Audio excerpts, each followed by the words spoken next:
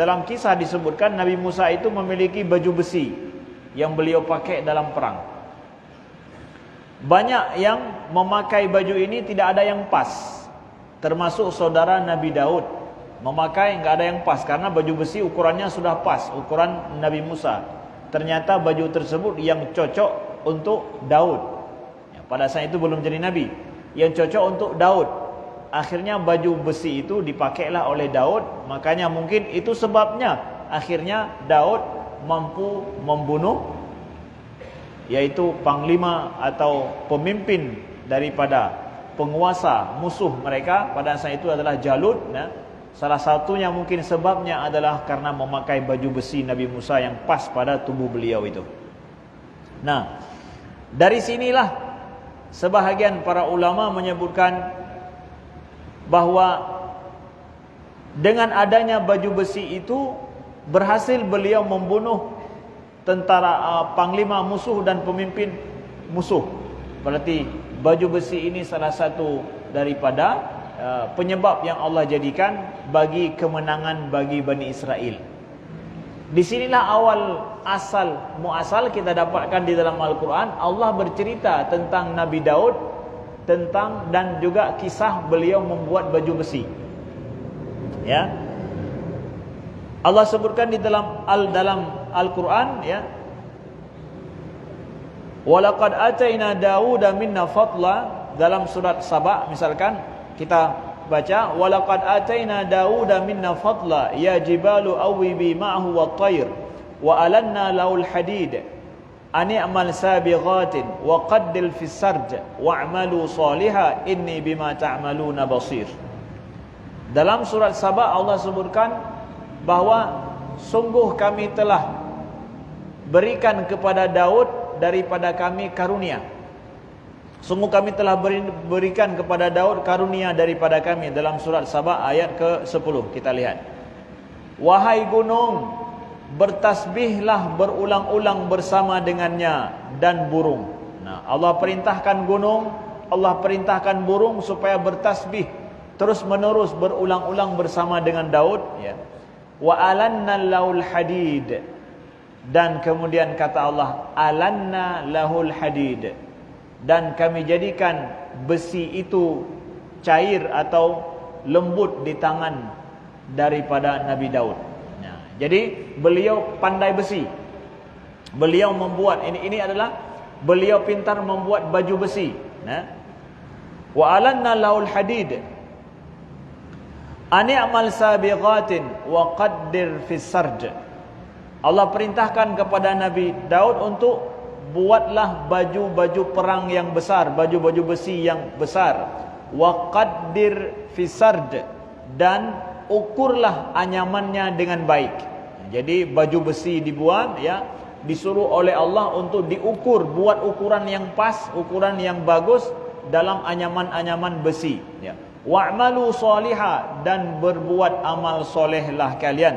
Inni bima ta'maluna basir, sesungguhnya aku mengetahui apa yang aku melihat apa yang kalian kerjakan. Jadi hubungannya antara Nabi Musa dengan baju besi, kata para ulama, pertama adalah beliau memakai baju besi Nabi Musa yang pas pada tubuh beliau.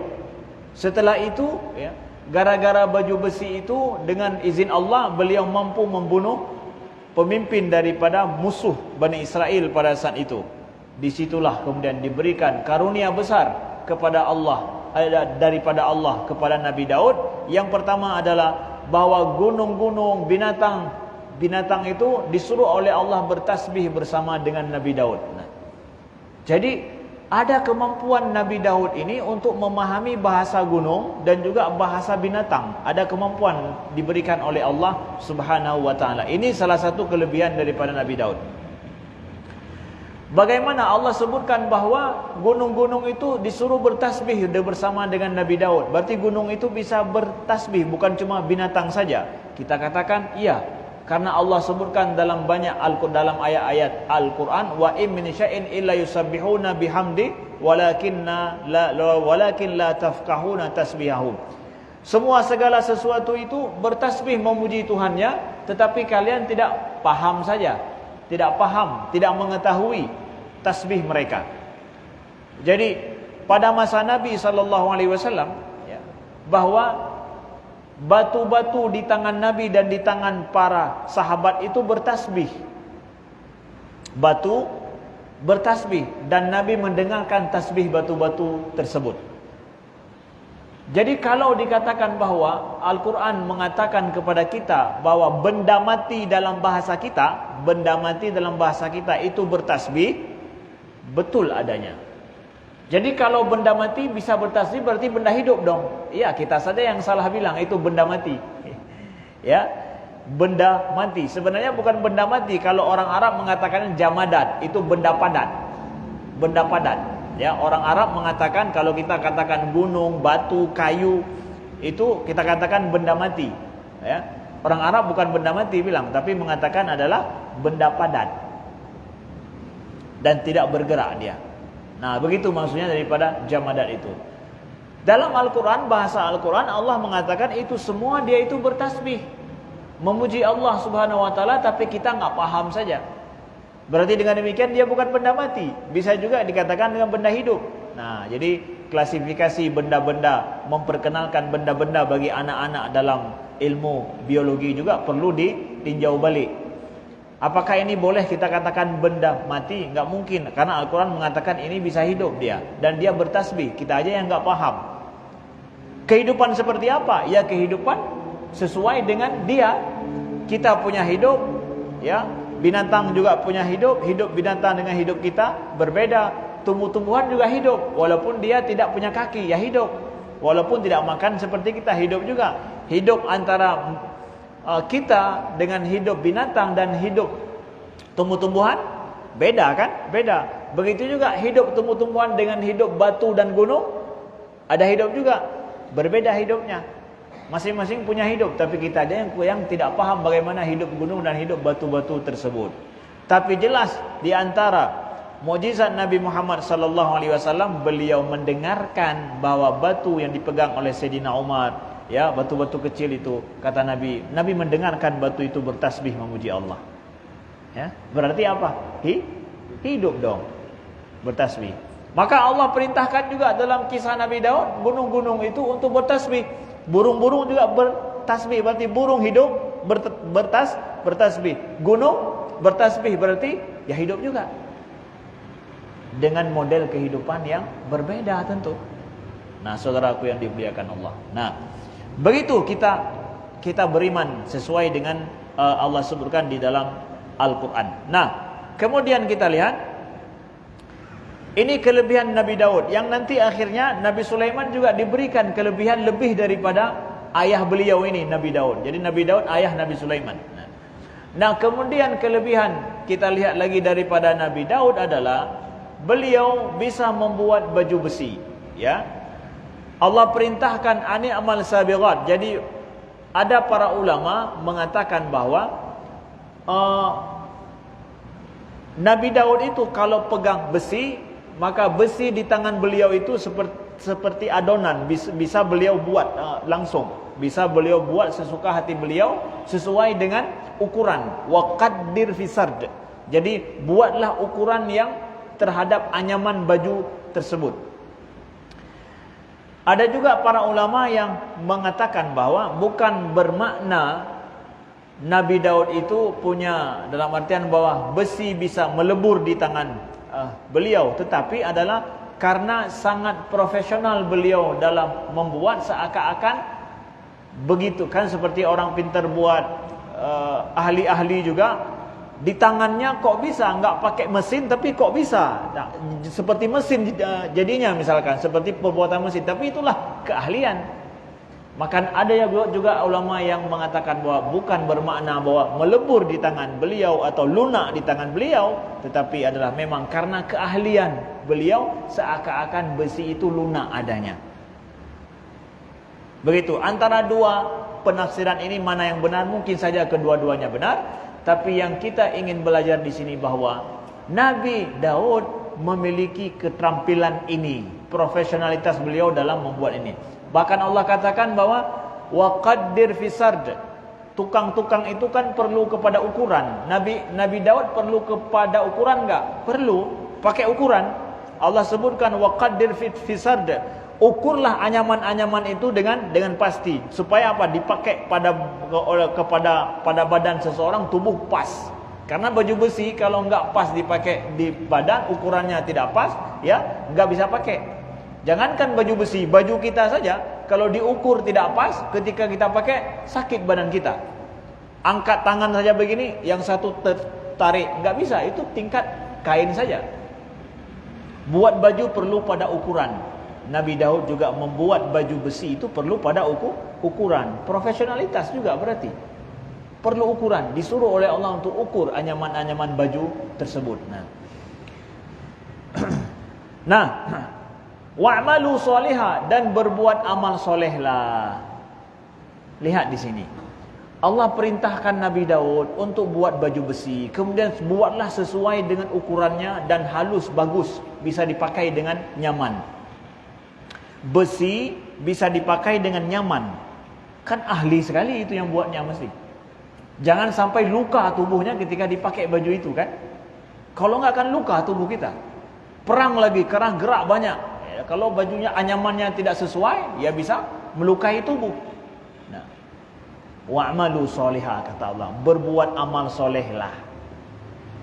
Ternyata Al-Quran kita lihat, orang yang pintar-pintar membuat seperti itu, keahlian, profesionalitas yang tinggi dalam membuat yang seperti itu bagian daripada amal soleh. Ingin buat yang seperti itu secara betul, secara benar adanya, sesuai dengan ukuran dan bagus sekali, wa'malu sholiha, berbuat amal soleh, buat sesuai dengan ukuran, buat secara halus, berbuat amal solehlah. Jadi itu amal soleh juga. Apalagi dibuat untuk perang, jadi buat sesuatu keahlian kita hari-hari, betul-betul memang profesional dalam perbuatan kita sedang berbuat amal soleh. Enggak sekadarnya, ya sebisanya lah. Enggak, profesional betul-betul. Ukuran tidak kita kurangi ukuran. Ya. Makanya kata orang Aceh, punya tukang kagebeh sifat ka hancur negro. Sudah, kalau tukang sudah buang ukuran, hancur semuanya. Nabi Daud buat baju besi disuruh sesuai dengan ukuran. Itulah amal soleh. Amal soleh itu. Ya, jadi tukang-tukang ahli insinyur kita buat sesuatu sesuai dengan keahlian, sesuai dengan ukuran, sesuai dengan ilmu yang dia tahu, tidak dikurangi baik dari segi ukuran ataupun dari segi kuantitas. Ini aspalnya harus berapa ini? Tingginya harus berapa? Kadarnya harus berapa? Ukuran tidak boleh kurang. Itu amal soleh. Itu amal soleh itu. Ya, saya tidak akan kurangi, harus seperti ini. Ya, kemiringan jarak ini harus seperti ini. Tidak boleh ada gelombang sedikit pun. Tidak boleh kurang. Harus seperti ini. Itu amal soleh. Amal soleh. Kenapa? Kemiringannya jangan sampai orang ketika jalan tidak terasa ada sambungan antara dua aspal. Enggak terasa dia. Ukurannya pas. Amal soleh itu. Hana wateto kunang gerudung. Ya. Sampai kita sambungan aspal yang baru dengan yang lama, lompat mobil. Kenapa? Ukurannya tidak pas. Bukan amal soleh. Sampai begitu saudaraku yang dimuliakan Allah. Ya. Inni bima ta'maluna basir, sesungguhnya aku dengan apa yang kalian kerjakan, aku maha melihat, kata Allah. Aku melihat apa yang kalian kerjakan. Kenapa orang mukmin sampai begitu ukuran enggak dia kurangi sedikit pun? Ya karena apa? Apa yang dia buat Allah melihat, itu dia. Makanya jadi amal soleh. Kenapa saya yang menjadi ahli bangunan, seorang insinyur yang bekerja dimanapun, ukuran itu tidak saya kurangi sedikit pun. Kenapa? Karena Allah melihat apa yang saya buat. Jadi ini memangnya mau beribadah, iyalah. Selama saya meyakini Allah mengetahui terhadap apa yang saya lakukan ini, ya amal soleh saya ini sesuai sekali dengan ukuran. Enggak saya kurangi sedikit pun, enggak boleh. Enggak boleh.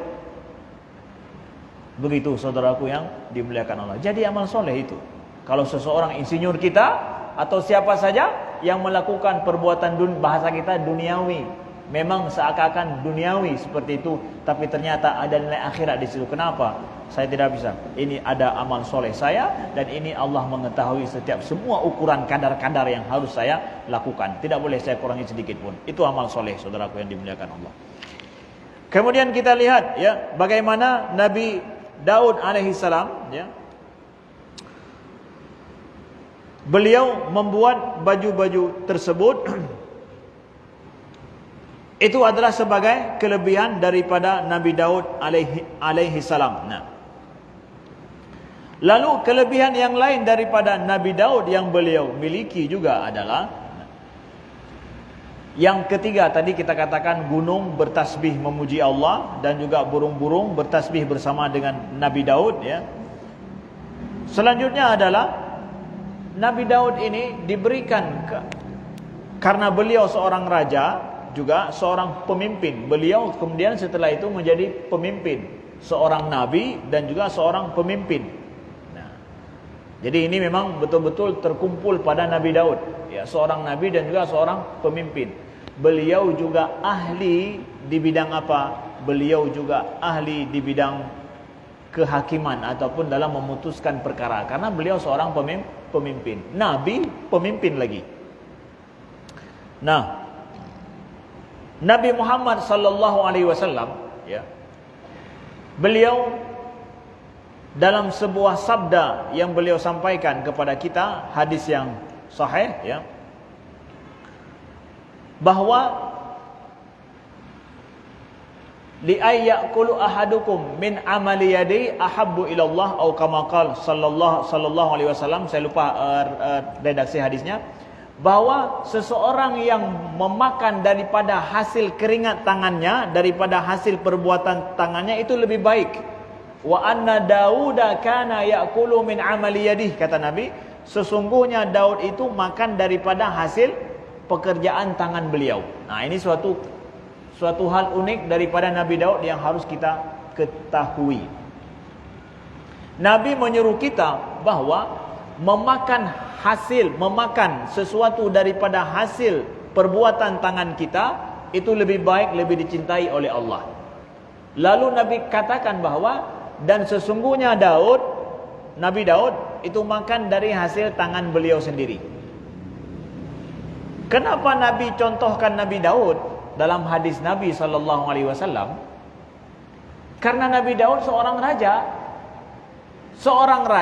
tapi yang beliau makan itu hasil daripada pekerjaan tangan beliau. Kan raja boleh makan dari pajak, boleh makan dari hasil pekerjaan orang lain, bayar pajak untuk negara, dan negara nanti membayar untuk dipakai uangnya untuk raja, untuk menteri, untuk segala hal yang lain. Kan itu makan dari hasil keringat orang itu. Ya. Ya, demi supaya negeri ini aman. Makanya orang bayar pajak. Dengan bayar pajak maka menteri bisa dibayar, presiden bisa dapat gaji. Tapi itu kan hasil keringat orang itu. Tapi kata Nabi, wa inna Dauda la ya'kulu min amali yadihi. Tapi Nabi Daud itu makan dari keringat beliau sendiri, daripada hasil tangan beliau sendiri. Beliau pintar buat baju besi. Ya, beliau bahasa kita punya perusahaan baju besi sendiri, ya. Berapa ada order beliau buat, bisa beliau buat, dan beliau makan hanya daripada hasil tangan beliau sendiri. Walaupun beliau raja, nggak makan daripada pajak pajaknya ke butlonnya. Saya seorang raja, makan dari hasil tangan beliau sendiri. Itu luar biasanya Nabi Daud alaihissalam. Nggak makan dari gaji dikasih oleh negara, beliau nggak makan. Dari mana juga? Dari hasil pekerjaan beliau. Sehingga Nabi contohkan pada umat beliau bahwa makan daripada hasil tangan sendiri itu lebih baik, dan sesungguhnya Daud. Nabi nggak kasih tahu beliau ya, Nabi Daud beliau kasih tahu bahwa sesungguhnya Daud itu makan dari wa inna Dauda la ya'kulu min amali yadi. Sesungguhnya Daud makan dari hasil keringatnya sendiri, daripada hasil pekerjaan tangannya sendiri. Fadilah diberikan kepada Nabi Daud. Ya. Selama dalam hal ini Nabi Daud lebih unggul, ya Nabi mengatakan lihat tuh kepada Nabi Daud. Karena kita disuruh belajar daripada semua Nabi, bukan cuma Nabi Muhammad saja. Nabi ajarkan kita untuk belajar pada Nabi Daud juga. Nah, Kemudian ada juga yang keempat adalah keahlian daripada Nabi Daud ini, beliau pintar dalam memutuskan suatu perkara. Nah, kita lihat Allah sebutkan di sini kisah kejadian Nabi Daud memutuskan suatu perkara bersama dengan ananda beliau Sulaiman. Pada saat itu Nabi Sulaiman anak beliau Sulaiman sekitar baru belasan tahun, sekitar 11 ataupun 12 tahun umur beliau pada saat Nabi Daud jadi raja dan berkuasa. Allah sebutkan dalam surat Al-Anbiya ayat ke-78 kalau kita baca, wa Dawud wa Sulaimana id yahkumani fil harthi id nafashat fihi ghanamul qaum wa kunna li hukmihim syahidin fafahamnaha Sulaiman wa kullan ataina hukma wa ilma wa sakharna ma'a Dawud al-jibala yusabbihna wat-tayr wa kunna fa'ilin. Kita lihat artinya adalah, dan ingatlah kisah Daud dan Sulaiman ketika keduanya memberikan keputusan mengenai ladang, karena ladang itu dirusak oleh kambing-kambing milik kaumnya, dan kami menyaksikan keputusan yang diberikan oleh mereka itu. Maka kami memberikan pengertian kepada Sulaiman tentang hukum yang lebih tepat, dan kepada masing-masing kami berikan hikmah dan ilmu, dan kami tundukkan gunung-gunung dan burung-burung semua bertasbih bersama Daud, dan kamilah yang melakukannya. Kalau kita baca ayat ini, Allah menyebutkan ada kejadian yang diterima, yang diadukan kepada Nabi Daud terjadi pada masa beliau. Apa itu? Kisah Daud dan Sulaiman ini kejadiannya Nabi Daud seorang ayah dan Sulaiman yang masih kecil. Ada sebuah kasus kejadiannya apa?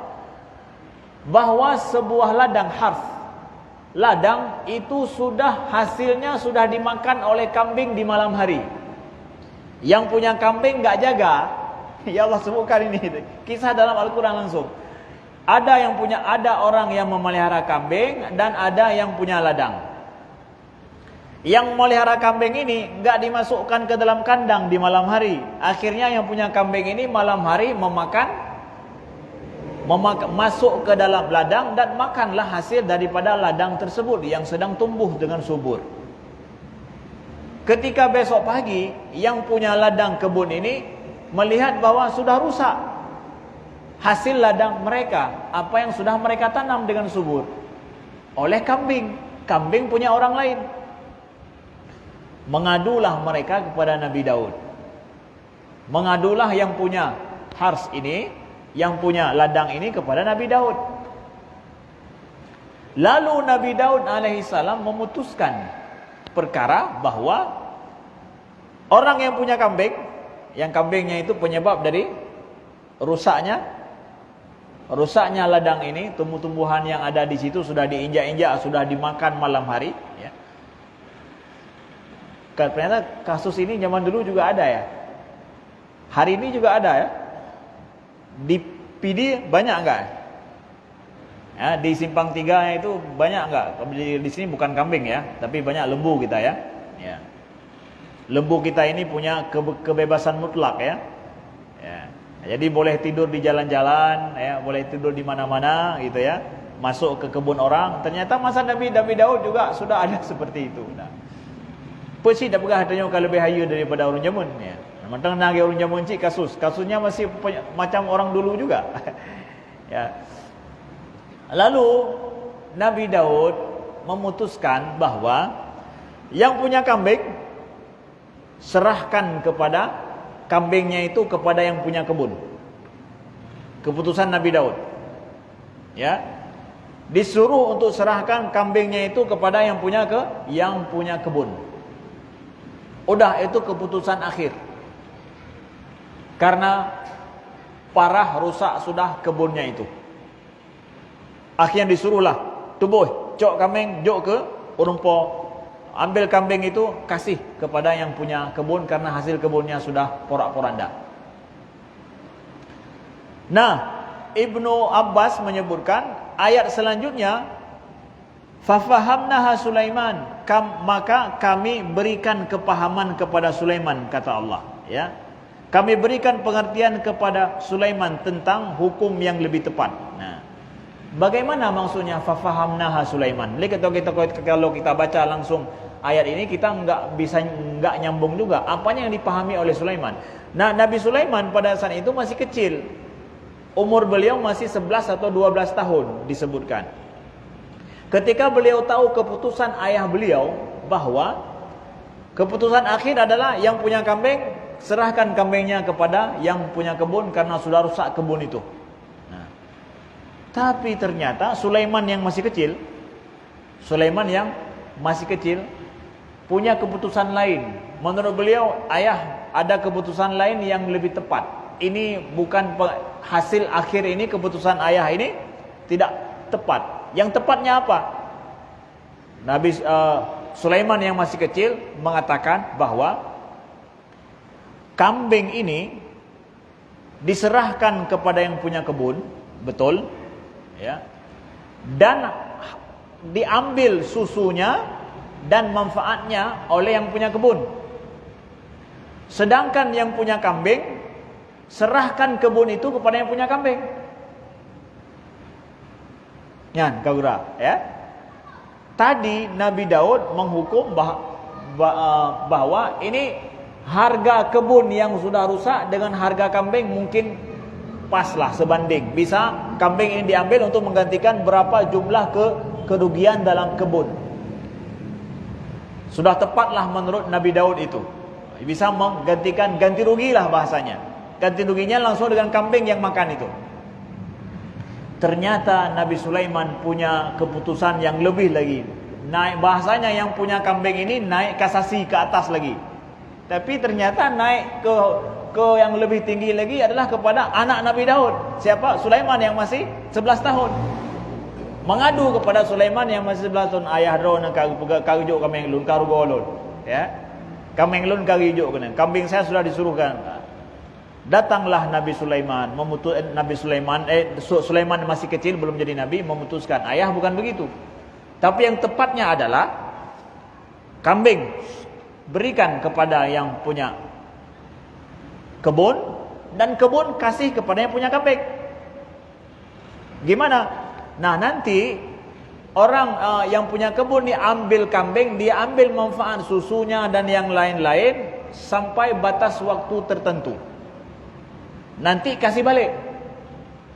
Sedangkan yang punya kambing kasih kebun. Dan dia menanam kembali apa yang sudah rusak. Yang sudah dirusak oleh kambing dia tanam balik. Sampai jadi seperti sedia kala saat dimakan oleh kambing. Nah, setelah itu kan dia rawat itu. Sudah lama dia rawat kebun itu sampai seperti dimakan oleh kambing.